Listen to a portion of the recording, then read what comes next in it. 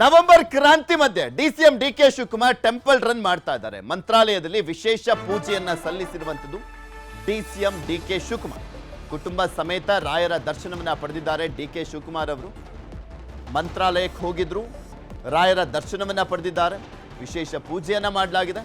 ಮಂತ್ರಾಲಯ ಬಳಿಕ ಪಂಚಮುಖಿ ಆಂಜನೇಯನ ದರ್ಶನ ಮಾಡಲಿದ್ದಾರೆ. ಅಲ್ಲಿಂದ ಸ್ವಲ್ಪ ದೂರ ಅಷ್ಟೇ, ಅಲ್ಲಿ ಹೋಗ್ಬಿಟ್ಟು ಆಂಜನೇಯನ ದರ್ಶನವನ್ನ ಮಾಡ್ತಾರೆ. ಮನೋವಾಂಚಲ್ಯ ಸಿದ್ಧಿ ಅರ್ಚನೆಯನ್ನ ಮಾಡಿಸಿರುವಂಥದ್ದು ಡಿಸಿಎಂ ಡಿಕೆ ಶಿವಕುಮಾರ್. ಪಂಚಮುಖಿ ಆಂಜನೇಯನ ಸನ್ನಿಧಿಯಲ್ಲಿ ವಿಶೇಷ ಅರ್ಚನೆಯನ್ನ ಮಾಡಲಾಗಿದೆ. ಮನೋವಾಂಚಲ್ಯ ಅರ್ಚನೆಯನ್ನ ಮಾಡಿಸಿದ್ರೆ ಸಿದ್ಧಿ ಪ್ರಾಪ್ತಿ ಎಂಬ ಪ್ರತೀತಿ ಇದೆಯಂತೆ.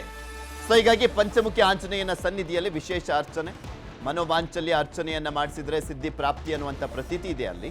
ಹಾಗಾಗಿ ಕುಟುಂಬ ಸಮೇತರಾಗಿ ಅರ್ಚನೆಯನ್ನ ಮಾಡಿಸಿದ್ದಾರೆ ಡಿಕೆ ಶಿವಕುಮಾರ್. ರಾಯರು ತಪಸ್ಸು ಮಾಡಿದಂಥ ಪುಣ್ಯ ಭೂಮಿ ಸ್ಥಳ ಪಂಚಮುಖಿ, ಅಲ್ಲೂ ಕೂಡ ಹೋಗಿ ವಿಶೇಷ ಪೂಜೆಯನ್ನ ಮಾಡಿಸಿರುವಂಥದ್ದು ತೋರಿಸ್ತಾ ಇದ್ದೀವಿ ದೃಶ್ಯಾವಳಿ. ಆಲ್ಮೋಸ್ಟ್ ದೈವ ಭಕ್ತರು ಯಾವಾಗಲೂ ಪೂಜೆ ಪುನಸ್ಕಾರ ಹೋಮ ಹವನ ಇದನ್ನು ಮಾಡಿಸ್ತಾನೆ ಇರ್ತಾರೆ ಡಿಕೆ ಶಿವಕುಮಾರ್ ಅವರು. ಆಲ್ಮೋಸ್ಟ್ ಎಲ್ಲ ಟೆಂಪಲ್ಗಳಿಗೂ ಕೂಡ ಹೋಗ್ತಾ ಇರ್ತಾರೆ, ಎಲ್ಲ ಪ್ರಖ್ಯಾತ ಟೆಂಪಲ್ಗಳಿಗೂ ಕೂಡ ಹೋಗ್ತಾನೆ ಇರ್ತಾರೆ.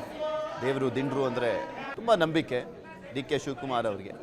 ಅದರಲ್ಲೂ ಸ್ಪೆಷಲಿ ಇನ್ನೇನು ಈ ವರ್ಷದಲ್ಲೇ ಅವರು ಮುಖ್ಯಮಂತ್ರಿಗಳಾಗಬಹುದು ಅನ್ನುವಂಥ ನಂಬಿಕೆ ಅವರ ಕಡೆಯ ಶಾಸಕರುಗಳಿಗೆ, ಅವರ ಬೆಂಬಲಿಗರಿಗೆ, ಅವರ ಅಭಿಮಾನಿಗಳಿಗೆ.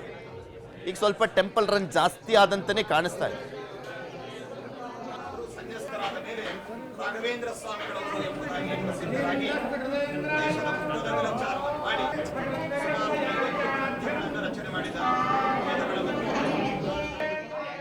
ಈ ಪಂಚಮುಖಿ ಕ್ಷೇತ್ರಕ್ಕೆ ನಮ್ಮ ಡಿ ಕೆ ಶಿವಕುಮಾರ್ ಅವರು ದಂಪತಿಗಳು ಬಂದು ಪಂಚಮುಖಿ ಪ್ರಾಣದೇವರಲ್ಲಿ ಅವರು ಏನು ಅಂದ್ಕೊಂಡಿದ್ದಾರೆ ಆ ಕಾರ್ಯ ನೆರವೇರಬೇಕಂತ ಅರ್ಚನೆ ಮನೋವಾಂಚ ಅರ್ಚನೆ ಏನಾಗುತ್ತೆ ಇದರಿಂದ ಅಂದರೆ ಅವರು ಅಂದ್ಕೊಂಡಿದ್ದ ಕಾರ್ಯ ಸಿದ್ಧಿ ಆಗುತ್ತೆ.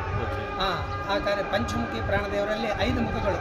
ಇಲ್ಲಿ ವಿಶೇಷತೆ ಏನಂತಂದರೆ ರಾಘವೇಂದ್ರ ಸ್ವಾಮಿಗಳವರು 12 ವರ್ಷ ಕಾಲ ತಪಸ್ಸೆ ಮಾಡಿದ್ದಾರೆ 16ನೇ ಶತಮಾನದಲ್ಲಿ.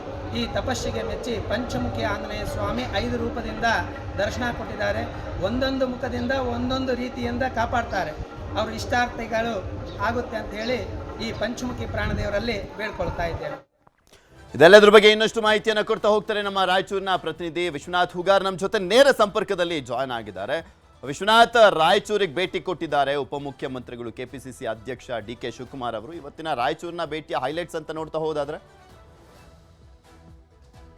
ಪೃಥ್ವಿ, ಬೆಳ್ಳಂಬೆಳಗ್ಗೆ ಇವತ್ತು ರಾಯರ ದರ್ಶನವನ್ನ ಪಡೆದಂತಹ ಡಿ ಕೆ ಶಿವಕುಮಾರ್ ಅವರು ರಾಯರ ಮೂಲ ವೃಂದಾವನದಲ್ಲಿ ಒಂದು ರೀತಿಯಲ್ಲಿ ಸಂಕಲ್ಪವನ್ನ ಮಾಡಿದ್ರು. ತದನಂತರದಲ್ಲಿ ರಾಯರ ಮಠದ ಪ್ರಸ್ತುತ ಪೀಠಾಧಿಪತಿಗಳಾದಂತಹ ಸುಬುಧೇಂದ್ರ ತೀರ್ಥ ಶ್ರೀಗಳ ಜೊತೆ ಒಂದಿಷ್ಟು ಸಮಾಲೋಚನೆ ನಡೆಸಿ ಅವರ ಆಶೀರ್ವಾದವನ್ನ ಪಡೆದುಕೊಂಡು ತದನಂತರದಲ್ಲಿ ಈ ಭಾಗದ ಶಕ್ತಿಪೀಠ ಅಂತ ಹೇಳಲಾಗುತ್ತೆ ರಾಯಚೂರು ತಾಲೂಕಿನಲ್ಲಿ ಬರ್ತಕ್ಕಂತಹ ರಾಯಚೂರು ತಾಲೂಕಿನ ಒಂದು ಗ್ರಾಮೀಣ ವಿಧಾನಸಭಾ ಕ್ಷೇತ್ರದ ವ್ಯಾಪ್ತಿಯಲ್ಲಿ ಬರ್ತಕ್ಕಂತಹ ಗಾಣದಾಳ ಗ್ರಾಮದ ಪಂಚಮುಖಿ ಆಂಜನೇಯ ಎನ್ನುವಂತಹ ಒಂದು ದೇವಸ್ಥಾನ ಏನಿದೆ, ಅದು ಸಾಕಷ್ಟು ಐತಿಹಾಸಿಕ ಮತ್ತು ಪ್ರಸಿದ್ಧಿ ಉಳ್ಳಂತಹ ದೇವಸ್ಥಾನ.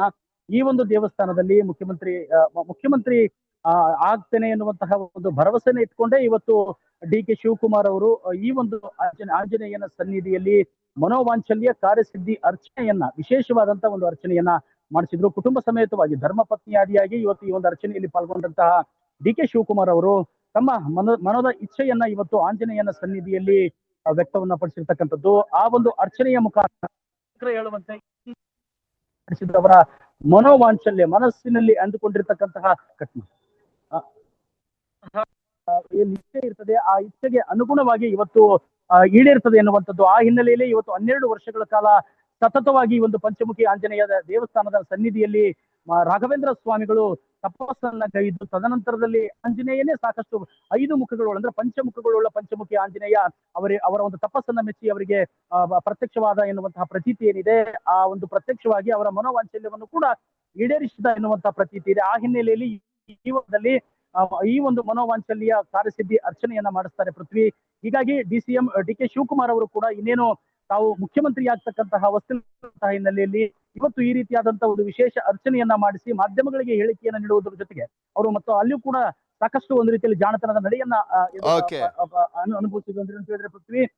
ದೇವರು ಮತ್ತು ನನ್ನ ನಡುವೆ, ಆಂಜನೇಯ ಮತ್ತು ನನ್ನ ನಡುವೆ ನಡೆದಂತಹ ಒಂದು ಆಂತರಿಕ ವಿಚಾರಗಳು, ಹಾಗಾಗಿ ಆತನಿಗೆ ಮತ್ತು ನನಗಷ್ಟೇ ಗೊತ್ತು ಎನ್ನುವಂತಹ ಒಂದು ಮಾರ್ಮಿಕವಾದಂತಹ ಮಾತನ್ನ ಹೇಳಿದ್ರು. ಈ ಹಿನ್ನೆಲೆಯಲ್ಲಿ ನವೆಂಬರ್ ಕ್ರಾಂತಿ ಆಗ್ತದೆ ಅನ್ನುವಂತಹ ಮಾತೇನು ಹೇಳ್ತಾ ಇದ್ದಾರೆ ರಾಜ್ಯ ರಾಜಕೀಯದಲ್ಲಿ. ಅದಕ್ಕೆ ಈ ರೀತಿ ನಡೆದಂತಹ ಈ ಒಂದು ಎಲ್ಲಾ ಘಟನೆಗಳು ಕೂಡ ಒಂದು ರೀತಿಯಲ್ಲಿ ಪುಷ್ಟಿ ನೀಡುವಂತೆ. ಓಕೆ, ಧನ್ಯವಾದ ವಿಶ್ವನಾಥ್ ನಿಮ್ಮೆಲ್ಲ ಮಾಹಿತಿಗಾಗಿ.